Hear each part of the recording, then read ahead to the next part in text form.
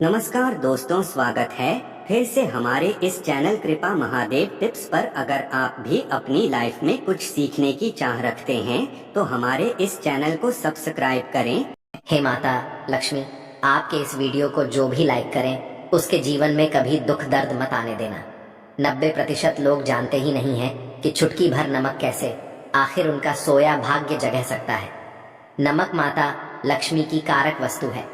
यह जानकारी अत्यंत गोपनीय है। इस जानकारी को अकेले में ही सुने, कोई बीच में आपको रोके टोके नहीं, तो ही इस जानकारी का लाभ अपूर्ण उठा पाएंगे।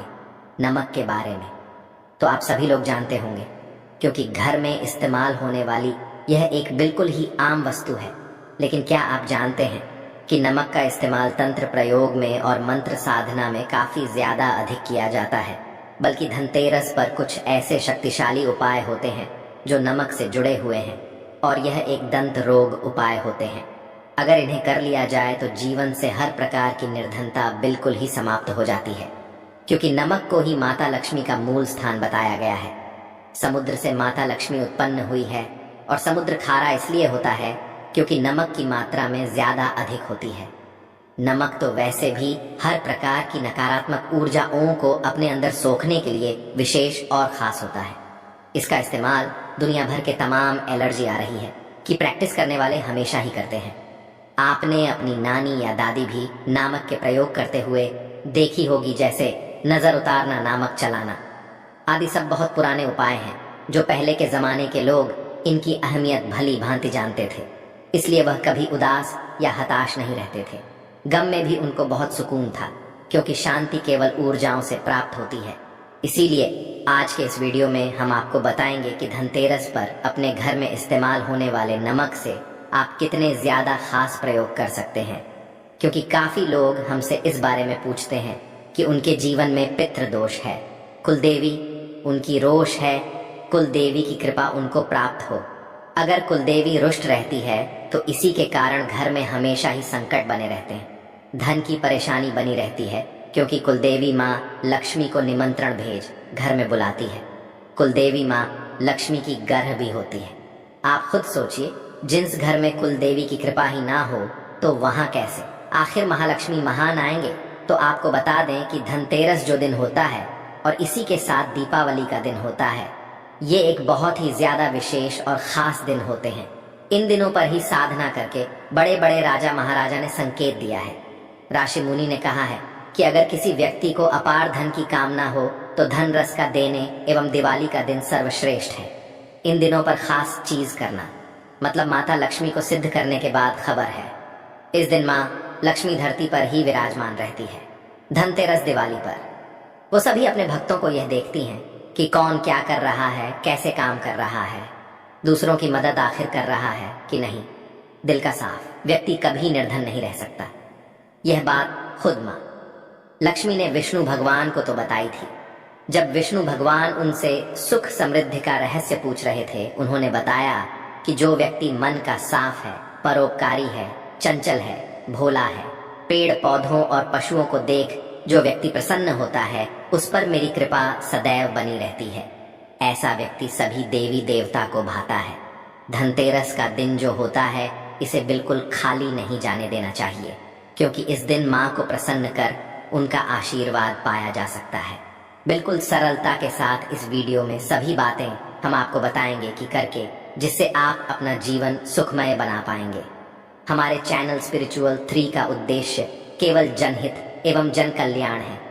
जब आप हमारा वीडियो लाइक करते हैं तो हमें बड़ी खुशी होती है, और इसीलिए हम आपके लिए खास जानकारी लेकर आते हैं। वीडियो को लाइक करके जय महालक्ष्मी हम आपका स्वागत करते हैं। कमेंट में लिख दीजिएगा। नमक के कई प्रयोग ऐसे होते हैं जो बड़े होते हैं, जिन्हें शिव राष्ट्र का दर्जा प्राप्त है। यानी यह बड़े प्रभावशाली एवं शक्तिशाली तो होते ही हैं, बल्कि तुरंत असर दिखाने वाले भी होते हैं।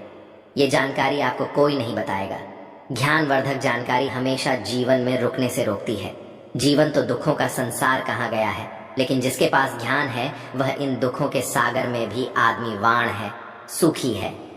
तो दोस्तों, मैं आपको बता दें कि नमक में एक ऐसी गजब की शक्ति होती है कि यहाँ जहाँ भी मौजूद होता है वहाँ की सभी नकारात्मक ऊर्जा आए इससे डरकर भाग जाती है, क्योंकि नमक को संपूर्ण सकारात्मक कहा गया है। यह माता लक्ष्मी का मूल स्थान है और माता लक्ष्मी संपूर्ण सकारात्मक देवी होती है। यानी कि जिस भी व्यक्ति के ऊपर सकारात्मक प्रभाव होता है तो केवल उसी की ओर माता लक्ष्मी आकर्षित होती है। हिंदू पुराणों में और हिंदू शास्त्रों में बताए गए हैं ब्रह्मा, विष्णु और महेश, और तीनों के ही बिल्कुल अलग अलग कार्य होते हैं। तीनों बिल्कुल एक दूसरे के लिए इतने आवश्यक है कि एक दूसरे के बिना कार्य कर ही नहीं सकते हैं। इसीलिए दिनों की आवश्यकता आरण कार्य में बिल्कुल जरूरी होती है।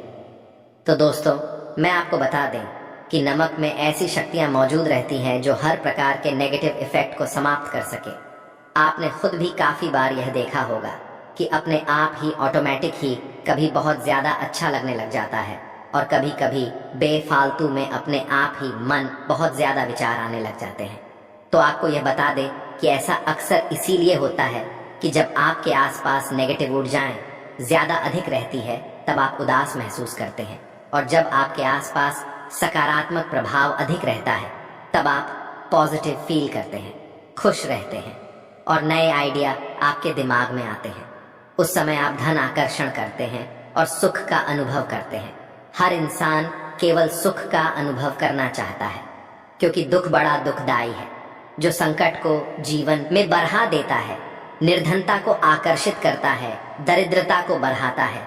इसी नेगेटिव ऊर्जाओं के कारण जीवन में को मुसीबतों का सामना करना पड़ जाता है। सब चाहते हैं कि घर में हमेशा सकारात्मक प्रभाव बना रहे। तो दोस्तों, आप यह जानें कि घर में हमेशा जब नकारात्मक ऊर्जा प्रवेश करती है तो यह काफी दिनों तक छुप कर बैठी हुई होती है, और इनका जो स्थान होता है वह ऐसी जगह पर स्थान बनाती है जहां पर आप कभी भी साफ सफाई नहीं कर पाते हैं, जैसे कि अलमारी के पीछे, अलमारी के ऊपर, गेट के ऊपर, घर के मुख्य दरवाजे की, पर खास कर कि बाथरूम के आसपास इस प्रकार नकारात्मक ऊर्जाएं अपना आवास बनाते हैं। तो अगर आप चाहते हैं कि आपके घर में किसी भी प्रकार के नकारात्मक ऊर्जा प्रवेश कर ही ना पाए और घर में हमेशा ही सुख शांति का माहौल बना रहे हैं, जो क्योंकि सुख और शांति जहां पर होती कि वहां माता लक्ष्मी अवश्य ही विराजमान रहती है, तो आप इस बात को ध्यान से समझें कि माता लक्ष्मी को आकर्षित करने के लिए सकारात्मक होना बेहद ही ज्यादा आवश्यक है। 2, अगर आप चाहते हैं तो इसके लिए खास प्रयोग धनतेरस पर आप कर सकते हैं। 1 मुट्ठी नमक आपको लेना है। ये प्रयोग उस व्यक्ति को करना है जो घर का मुखिया है। उसे अपने हाथ में, यानी कि सीधे हाथ में मुट्ठी में नमक लेकर माता लक्ष्मी का ध्यान करना है कि माता लक्ष्मी, आपका स्थान नमक में होता है, आपका मूल स्थान ही नमक है, तो कृपया मेरे घर में आप हो जाएंगे। इस प्रकार ध्यान करते हुए माता लक्ष्मी का नामक हाथ में पकड़ते हुए ओम श्री नमः मंत्र का जाप आपको कर लेना है। यह संपूर्ण प्रयोग केवल धनतेरस पर आपको करना है या दिवाली पर भी कर सकते हैं। धनतेरस से लेकर दिवाली तक कभी भी कर सकते हैं। और इस बार धनतेरस 10 नवंबर को है और दिवाली इस बार 12 नवंबर को है। तो इनमें से किसी भी दिन आप कर लेना इस नमक को, जो आप अपनी मुट्ठी में बंद करेंगे। बिल्कुल इस बात का ध्यान रखें कि मुट्ठी को बिल्कुल टाइट करके कसकर पकड़ कर रखना है। जब तक आप मंत्र को 2 माला झपना कर ले, यानी बस 5 से 10 मिनट आप जॉब कर लें। बिना माला के ऐसा करने के बाद इसे लाल कपड़े में बांधकर अपने घर के मुख्य दरवाजे पर ऊपर से आपको टांग देना है। ये बात ध्यान रखें कि घर का मुख्य दरवाजा होता है वही सबसे ज्यादा मुख्य होता है, वहीं से बस सारी नकारात्मक ऊर्जाएं प्रवेश कर सकती हैं।